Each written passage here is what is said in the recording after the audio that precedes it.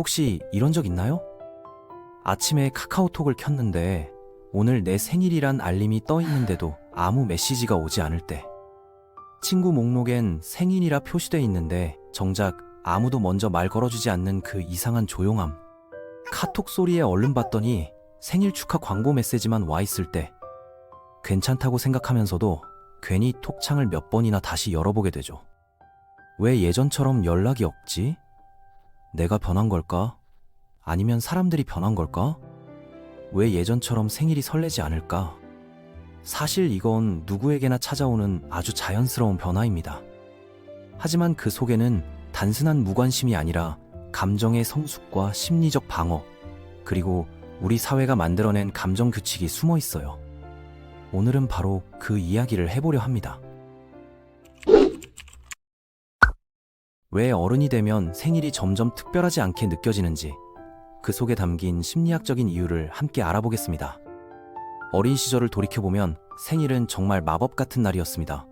며칠 전부터 설렘으로 잠을 이루지 못하고 무엇을 선물로 받을지 상상하며 시간을 보냈죠. 친구들이 모여서 노래를 불러주고 촛불을 끄는 순간에는 마치 세상의 모든 관심이 나에게 쏠린다는 느낌을 받았습니다. 그런데 언제부터인가 그런 감정들이 점점 희미해지기 시작했습니다. 성인이 된 지금 생일은 그저 달력 위의 숫자에 불과한 날이 되어버렸죠. 이런 변화는 사실 매우 자연스러운 과정입니다. 심리학자들은 이것을 감정적 성숙의 한 단계로 보고 있어요. 하지만 흥미로운 건 생일을 평범하게 여기는 사람들 중에서도 크게 두 가지 유형으로 나뉜다는 점입니다. 한 그룹은 진정으로 내적 평화를 찾아서 외부의 인정 없이도 충족감을 느끼는 사람들입니다. 다른 그룹은 과거의 실망감 때문에 방어 기제로서 무관심을 택한 사람들이죠. 감정적 자기 보호 메커니즘이라는 것이 있습니다. 우리 뇌는 반복적인 실망을 경험하면 자동으로 기대치를 낮추는 방향으로 학습하게 됩니다.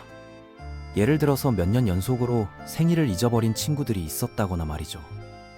기대했던 것만큼 특별하지 않은 하루를 보냈다거나 하는 경험들이 쌓이면 뇌는 아예 기대하지 않으면 상처받을 일도 없다는 결론에 도달하게 됩니다. 이건 결코 냉정하거나 무감각해서가 아니라 오히려 매우 지능적인 적응 전략이라고 볼 수 있습니다. 그런데 더 놀라운 것은 이런 자기 보호 장치가 시간이 지나면서 역으로 작용할 수도 있다는 점입니다. 처음에는 상처를 피하기 위한 방패였던 것이 나중에는 긍정적인 감정마저 차단하는 벽이 되어버릴 수 있거든요. 마치 감정의 볼륨을 전체적으로 낮춰버린 것처럼 말입니다. 슬픔도 덜 느끼지만 동시에 기쁨도 덜 느끼게 되는 상황이 발생할 수 있습니다. 이런 상태에 있는 사람들은 나는 생일 같은 걸 별로 중요하게 생각하지 않아 라고 말합니다. 하지만 실제로는 마음 깊은 곳에서 누군가가 자신을 기억해 주기를 바라고 있을 가능성이 높습니다. 심리학에서 말하는 회피적 애착 스타일과도 연관이 깊습니다. 이런 성향을 가진 사람들은 다른 사람에게 의존하는 것을 불편해하고 감정적 욕구를 표현하는 것도 어색해합니다. 그래서 생일처럼 자연스럽게 관심과 사랑을 받을 수 있는 상황에서도 선을 긋는 경우가 많아요. 별로 중요하지 않다고 말하면서 스스로를 보호하려 하지만 이것도 결국은 상처받기 싫어하는 마음의 다른 표현일 뿐입니다. 어른이 되면 감정을 절제해야 한다는 사회의 기대 속에서 우리는 종종 스스로에게 이렇게 말합니다. 괜찮아, 이제 그런 건 별일 아니야. 하지만 그 말 뒤엔 그래도 누군가 기억해줬으면 좋겠다는 조용한 바람이 숨어 있죠.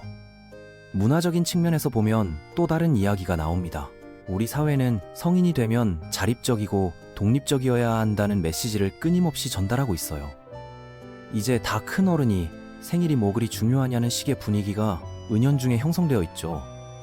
이런 사회적 압력 때문에 많은 사람들이 진짜 속마음과는 달리 생일을 대수롭지 않게 여기는 척하게 됩니다.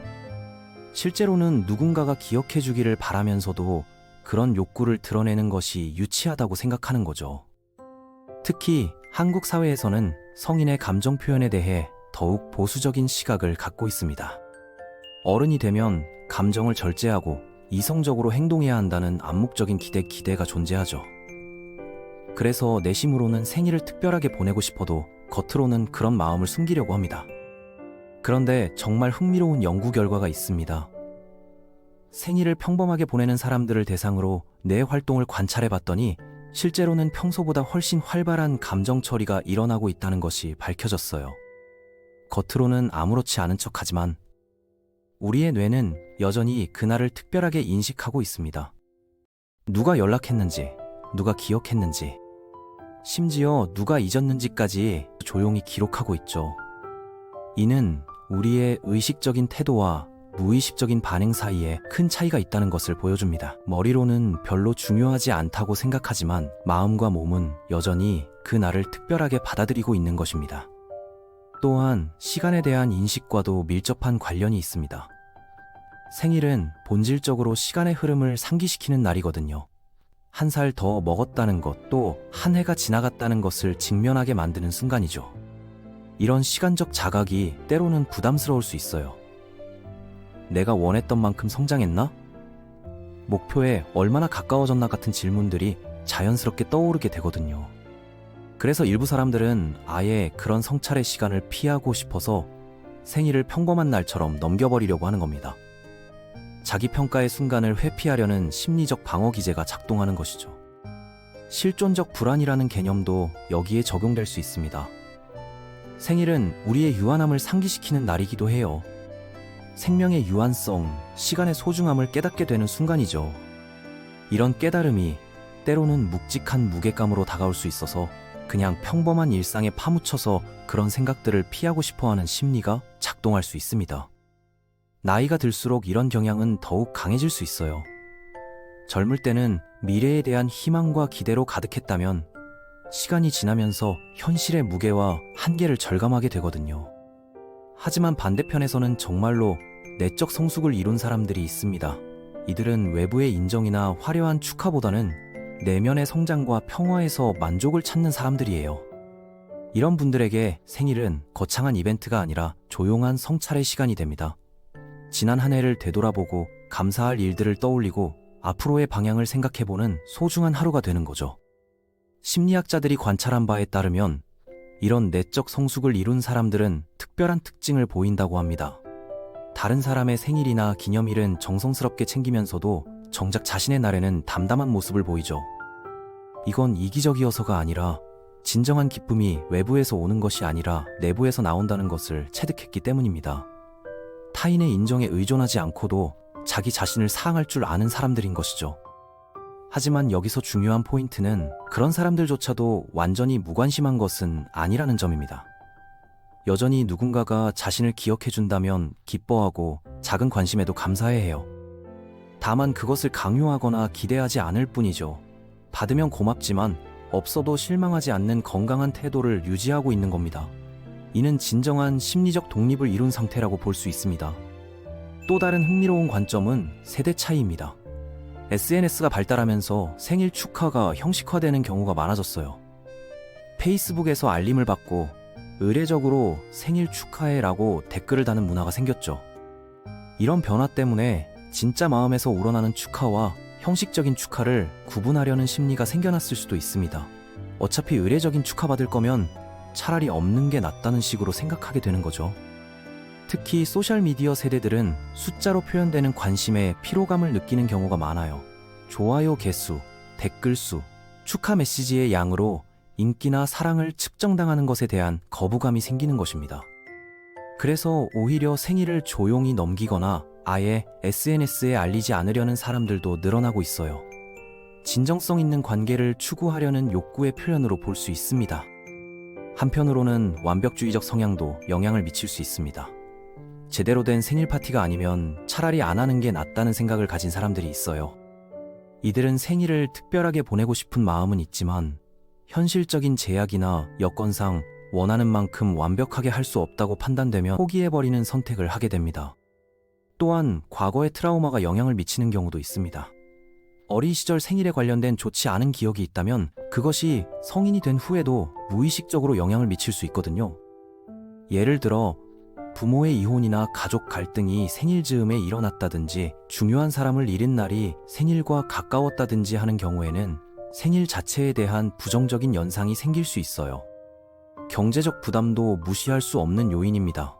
생일 파티를 열거나 선물을 주고받는 것에는 비용이 들거든요. 경제적으로 여유롭지 않은 상황에서는 그런 부담을 피하고 싶어서 생일을 평범하게 넘기려 하는 경우도 있습니다. 이런 경우에는 생일 같은 거 중요하지 않다고 말하지만 실제로는 경제적 현실 때문에 어쩔 수 없이 포기하는 것일 수 있어요. 이는 자존심을 지키기 위한 합리화 과정이기도 합니다. 성격적 요인도 고려해야 합니다. 내향적이고 조용한 성격의 사람들은 본래 큰 관심이나 주목받는 것을 부담스러워하는 경향이 있어요. 이런 사람들에게는 생일 파티나 축하받는 것 자체가 스트레스로 다가올 수 있습니다.